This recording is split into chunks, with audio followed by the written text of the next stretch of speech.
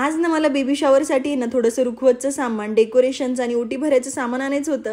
त्यासाठीच ना मी बाजारात गेलेली होते आणि बाजारात जाण्याआधी ना मी घरातली कामं सर्व आवरून घेत असते, कारण की आल्यानंतर ना खूप जास्त कंटाळा येतो. आणि मी मेडिसिन आणि ब्रेकफास्टसुद्धा केलेला होता, कारण की बाहेर जायचं म्हटलं ना खूप गळायल्यासारखं होतं मला. मग काय आम्ही दोघी पण निघालो आणि निघाल्यानंतर आहे ना तिथं बघितलं तर प्रचंड ऊन होतं. मी सोबत स्टोल पण घेतलेला होता.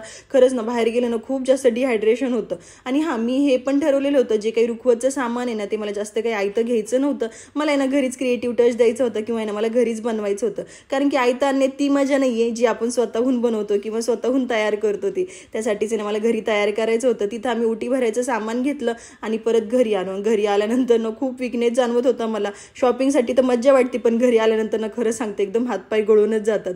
तुमच्या बाबतीत पण असं होतं का? मला कमेंट करून नक्की सांगा. मी तुम्हाला सामान दाखवते मी काय काय आणले, आणि त्यातल्या त्यात हा बेबी बघा किती क्यूट दिसतोय यार. माझं पण बेबी असं एकदम क्यूट व्हायला पाहिजे. आम्ही ना दोघांनी मिळून आई बाबाचा टॅग आणलेला होता. माऊसाठी नव्हता आणला. मग काय आमची माऊ रुसून बसली. मग संध्याकाळी तिच्यासाठी ना हा टॅग बनवलेला आहे. कसा दिसतोय मला कमेंट करून नक्की सांगा. Thanks for watching. बाय.